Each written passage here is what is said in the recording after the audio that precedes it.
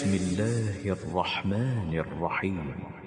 Hazrati Umar radhiyallohu anhu aytgan ekanlar: Inna Alloha ta'ala rafa'al Qur'ana rijalan va wada'a rijalan wa inna Abdurrahman ibn Abi Abzami man rafa'ahu Allahu bil Qur'an. Alloh jalla va ala odamlarni Qur'on tufayli maqomini ko'taradi, Qur'on tufayli kimlarnidir pastga egadi Parvardigor.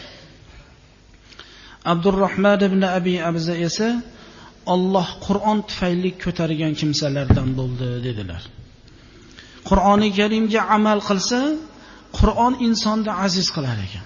Qur'oni Karimda hurmatini ushlasa, Allohning kalomini mahkam ushlasa, uni ko'tarar ekan Parvardigor. Ammo agar Qur'onga beparvo bo'lib, Qur'oni Karimga agar e'tibor bermasa, u insonni xorlikka olib boradi, dedilar Hazrati Umar radhiyallohu anhu. Bu Allohning kalomini zikr qilish, Allohni eslash, Allohning kalomini o'zi inson vaqt topganda tilovat qilishliklar, bu Parvardigor jalla va ala o'zini kalomida Qur'oni Karimdagi Astag'izu billah ya ayyuhallazina amanu zkurulloha zikron kaseera oyatida ey mu'minlar, Allohni juda ko'p eslanglar.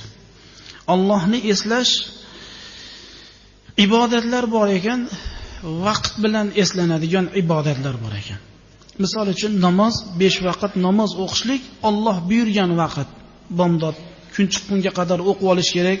Peshin mana bu soat 1da, asr mana bu vaqtda, hamma vaqt ajratib shu vaqtida Allohning buyrug'iga itoat qilishligimiz buyurilgan ekan. Ammo Allohni boshqa zikr qilishlik, Allohni boshqa bir vaqtlarda eslashlikka Xudoy taborak va taolo ushbu oyat bilan buyurgan ekanki, ey mu'minlar, Allohni ko'p yod qilinglar.